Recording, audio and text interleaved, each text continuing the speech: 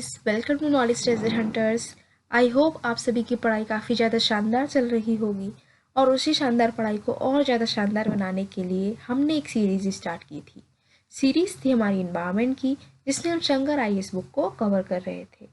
Guys, हमने chapter number 5 को start किया था, जिसमें हमने पॉल्यूशन के बारे में सब कुछ पढ़ लिया था।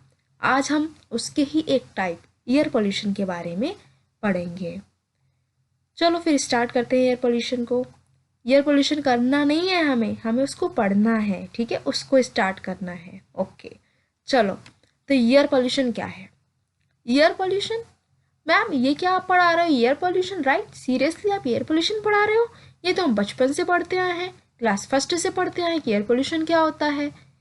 हाँ भाई, हमने पढ़ा है, क्लास फर्स्ट से ही एयर पोल्यूशन के बारे में पढ़ा है, बहुत सारी चीज़ें हमें पता भी हैं। लेकिन अभी भी बहुत कुछ ऐसा है जो हमें पता नहीं है। एक एडमिनिस्ट्रेटर के तौर पे हमें काफ़ी कुछ डिटेल में पढ़ना होता है, राइट? हमें डिटेल में जानना होगा। कॉमन चीज़ें तो कॉमन लोगों को पता है भाई, लेकिन हमें उनसे ज़्यादा जानना होगा, तभी तो हम कोई पॉलिसी को बना पाएंगे, है ना? तो फिर जानते हैं एयर पोल्यूशन को और ज़्यादा डिटेल में। क्या बोला गया है कि एयर पोल्यूशन बढ़ गया है। क्यों बढ़ा है? 4 रीजन दे रखे हैं जिसकी वजह से आपका एयर पोल्यूशन बढ़ गया है। क्या रीजन है? पहली चीज ट्रैफिक, भाई बहुत ज़्यादा ट्रैफिक बढ़ गया है। अब देखो, जब हम सब छोटे थे तो हमें रोड क्रॉस करने में कोई दिक्कत नहीं होती थी, राइट? आराम से रोड क्रॉस हो जाता था। क्यों? क्योंकि ज़्यादा ट्रैफिक नहीं चलता था। लेकिन अब जब हम बड़े हो गए हैं तब भी हम पर रोड क्रॉस नहीं होता है भाई, बहुत दिक्कत होती है रोड क्रॉस करने में। क्यों? क्योंकि 5 मिनट 10 मिनट तक हम खड़े रहते हैं ऐसे ही, लेकिन व्हीकल्स का आना जाना खत्म ही नहीं होता। इतना ज़्यादा हमारा रोड चलता है, इतनी ज़्यादा। हर घर में अब क्या है, हर घर में भाई कुछ हो या ना हो, सबके पास में बाइक ज़रूर है, सबके पास में कार नहीं तो एटलीस्ट बाइक तो है ही है। और हर एक कॉलोनी में कम से कम 10-15 कार तो मिल ही जाएंगी। तो ये सब क्या है?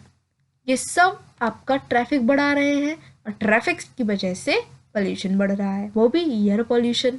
ठीक। Next is growing cities. अपने आसपास ही देख लो, पहले इतने ज़्यादा हमें प्लेग्राउंड दिख जाते थे, आसपास के खाली इलाका पड़ा हुआ था, लेकिन अब तो जहाँ देखो वहाँ पर घर, वो भी घर ऐसे वैसे नहीं है, बहुत बढ़िया हाई फाई घर बने पड़े हैं।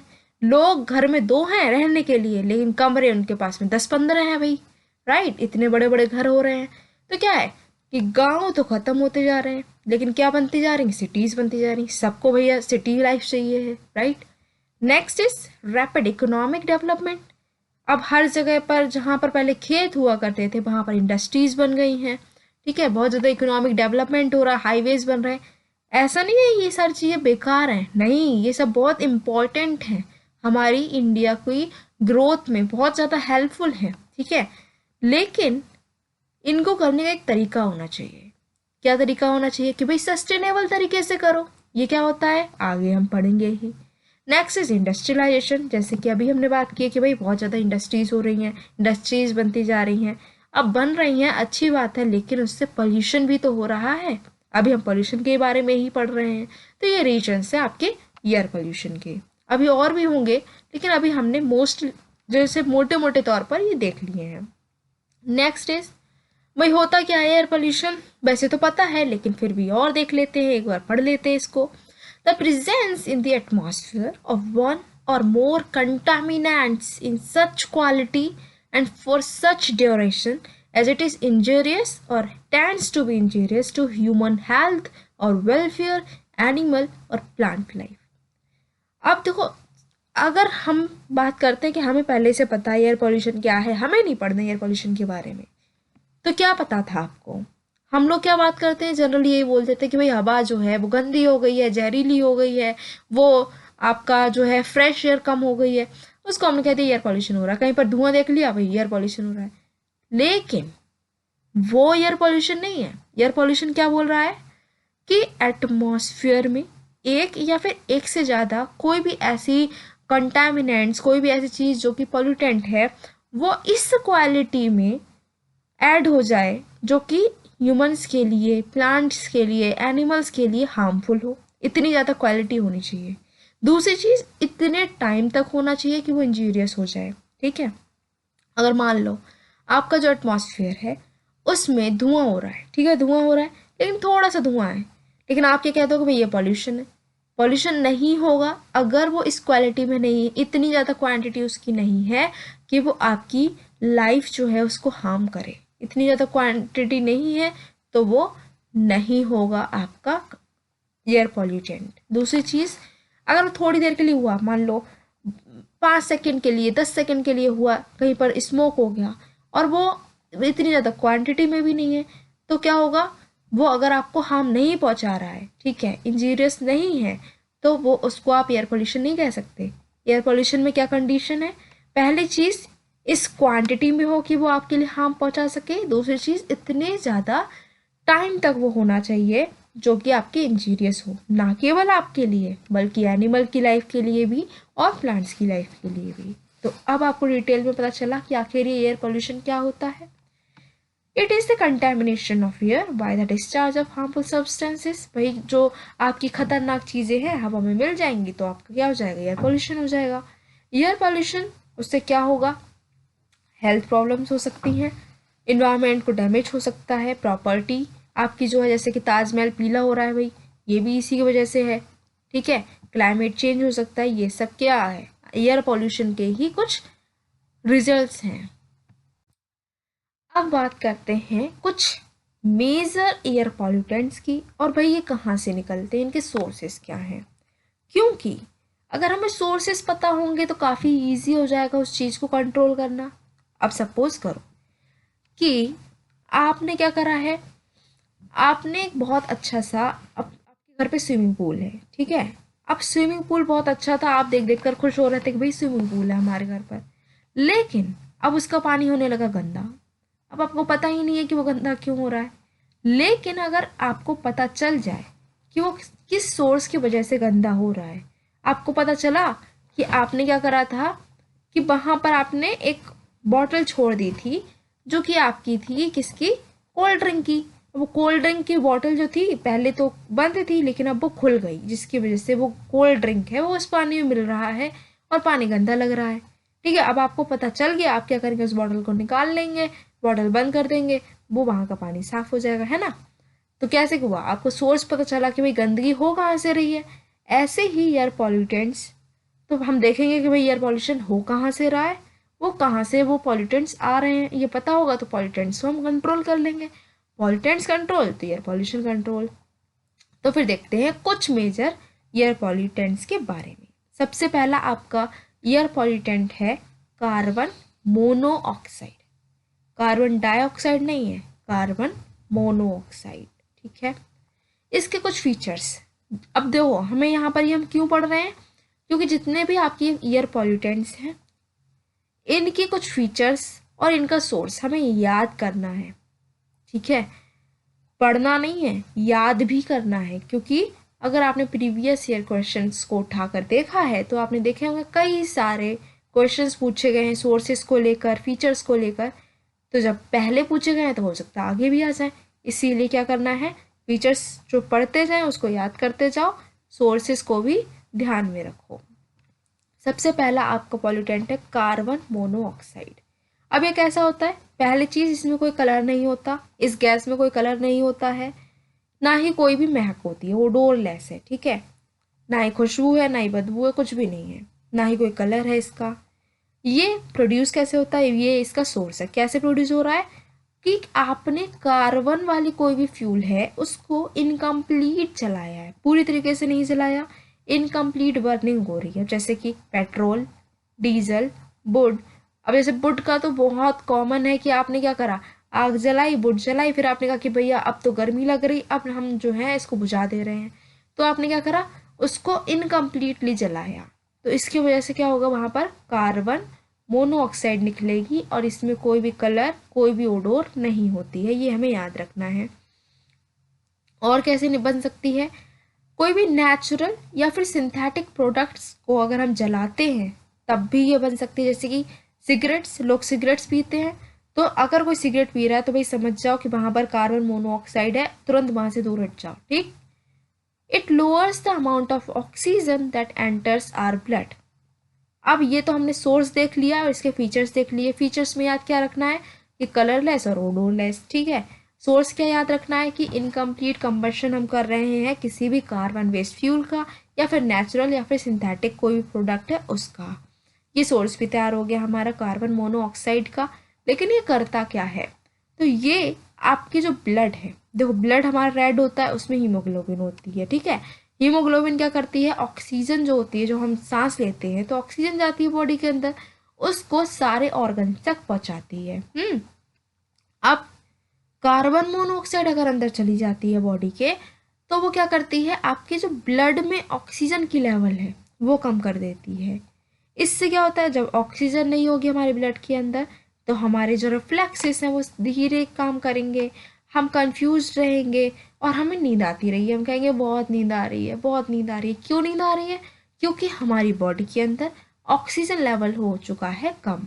किसकी वजह से हुआ है भाई, कार्बन मोनोऑक्साइड की वजह से।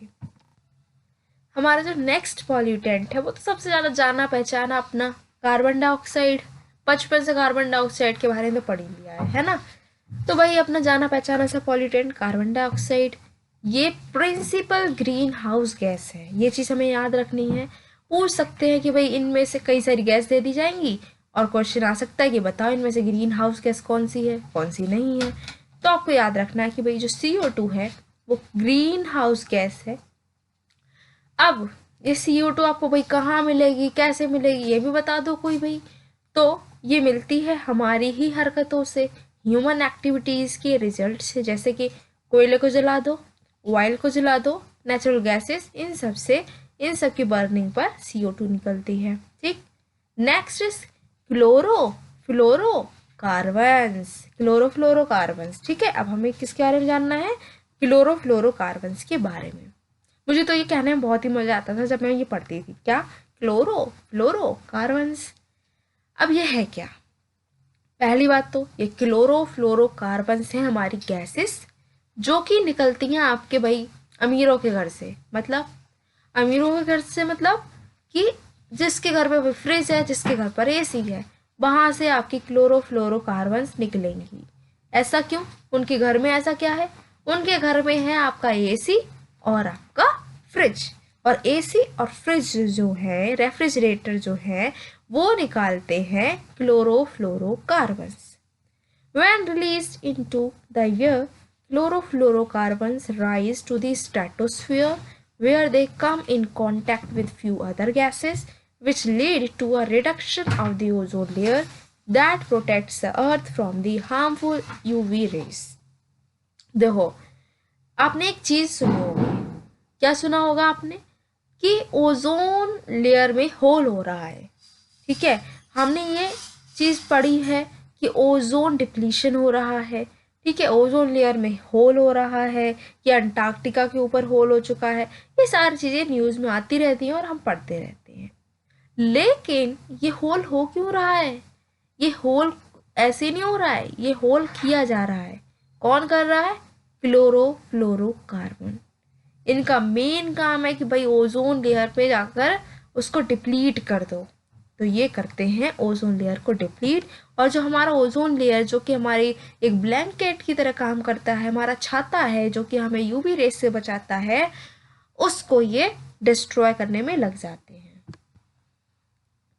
नेक्स्ट पॉल्यूटेंट है लेड। लेड बचपन में पढ़ते थे इसको लीड, लेकिन ये है लेड, ठीक है। तो लेड कहाँ मिलती है हमें भाई, लेड मिलती है पेट्रोल में, डीजल में, लेड की बैटरीज में, पेंट्स में, हेयर डाई में भी मिलती है। इसे जब कभी भी ज़्यादा फैशन दिखाने का मन हो ना, तो याद रखना कि जो बालों में आप जो रंग बिरंगे बाल करे घूम रहे हो ना, उसमें भी लेड है, ठीक। लेड किसको अफेक्ट करती है, स्पेशली चिल्ड्रंस को, चिल्ड्रंस नहीं चिल्ड्रन को, ठीक है। चिल्ड्रन तो ऑलरेडी प्लूरल है, तो चिल्ड्रन जो हैं वो लेड से अफेक्टेड होते हैं मोस्टली, ठीक है। करती क्या है भाई लेड, लेड आपके नर्वस सिस्टम को डैमेज कर देती है। समझ रहे हो, नर्वस सिस्टम मतलब पागल ही कर देगी। ऊपर से डाइजेस्टिव प्रॉब्लम्स हो जाती हैं, और कुछ केसेस तो ऐसे होते हैं जिसमें कैंसर भी हो सकता है लेड की वजह से। काफ़ी खतरनाक है। Next is ozone. अरे मैम, आपने तो अभी बताया था कि ओजोन बहुत अच्छी होती है, वो तो हमें यूवी रेस से बचाती है, वो तो हमारा ब्लैंकेट है। अब ये पॉल्यूटेंट कैसे हो गया? अभी देखते हैं पॉल्यूटेंट कैसे हो गया। देखो, नॉर्मली आपकी जो ओजोन है वो एटमॉस्फेयर के अपर लेयर्स में मिलती है, ठीक है, स्ट्रेटोस्फेयर में मिलती है, और स्ट्रेटोस्फेयर में रहकर ये यूवी रेस से हमको बचाती है। लेकिन अगर यही ओजोन स्ट्रेटोस्फेयर में मिलने की बजाय ट्रोपोस्फेयर में मिल जाए, या फिर और नीचे हमारे आ जाए, एटमॉस्फेयर में बिल्कुल घुल जाए, तब ये हो जाती है टॉक्सिक और ये बन जाती है पॉल्यूटेंट। ठीक है, ऊपर मिल रही है बहुत अच्छे, वहीं पर मिलो, लेकिन अगर ये ट्रोपोस्फेयर में आ गई तब ये हो जाती है खतरनाक हमारे लिए। तब ये लाइफ सेवर नहीं होती है, लाइफ टेकर हो जाती है, बिल्कुल बहुत ज़्यादा खतरनाक होती है। ठीक है, कहाँ से निकलती है? व्हीकल्स से निकलती है और इंडस्ट्रीज से निकलती है। Ozone makes our eyes itch, burn and water. It lowers our resistance to cold and pneumonia. देखो, ओजोन और क्या करती है? आपने देखा होगा कभी कभी आंखों में इचिंग होती है, बर्निंग सेंसेशन होता है, या फिर पानी आने लगता है। तो ये क्यों हो रहा है? ओजोन की वजह से होता है। और क्या होता है? हमें बहुत ज़्यादा जुकाम होने लगता है, कोल्ड होने लगता है, रेजिस्टेंस ही नहीं रहता कोल्ड के लिए। ज़रा सी ठंडी हुई या फिर ओजोन के पास में हम गए तो हमें कोल्ड हो गया, या फिर निमोनिया भी हो सकता है। नेक्स्ट पॉल्यूटेंट है नाइट्रोजन ऑक्साइड। नाइट्रोजन ऑक्साइड से क्या होगा? स्मोक और एसिड रेन होती है। कैसे प्रोड्यूस होता है? इसका क्या सोर्स है? तो सोर्स है आपके बर्निंग फ्यूल्स, जैसे पेट्रोल, डीजल, कोल। क्या इफेक्ट होगा आपका नाइट्रोजन ऑक्साइड का? नाइट्रोजन ऑक्साइड भी बच्चों के लिए ज़्यादा खतरनाक होती है, और जो बच्चे हैं उनमें रेस्पिरेटरी प्रॉब्लम्स कर देती है, specially in winters. Next is suspended particulate matter. अब ये नाम ऐसे तो आपको लग रहा होगा कि हमने नहीं सुना है, लेकिन अगर आपने डेली न्यूज़पेपर पढ़ा है, न्यूज़पेपर को अगर आप कवर कर रहे हैं, तो आपने दो नाम बहुत सुने होंगे, PM10 and PM2.5।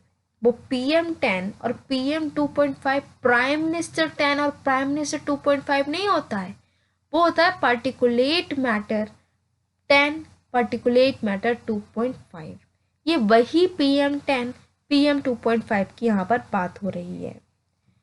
It consists of solids in the air in the form of smoke, dust, vapor that can remain suspended for extended periods and is also the main source of haze which reduces visibility.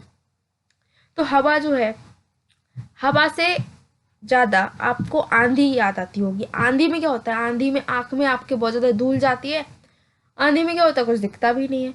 तो ये सब किसकी वजह से हो रहा है? Particulate matter. तो आंधी में तो उसी टाइम पर होता है, लेकिन ये हवा में ऑल टाइम अगर ऐसा कुछ बना रहता है कि आपको दिख नहीं रहा है, विजिबिलिटी कम होती जा रही है, हेजी सा सब चारों ओर हो रहा है, कई सारे मैटर्स आपको उसमें दिखेंगे, सस्पेंडेड रहते हैं, उसमें सॉलिड्स होते, छोटे छोटे कण होते हैं, ठीक है, धूल के हो सकते हैं, स्मोक के हो सकते हैं, फिर वेपर के हो सकते हैं।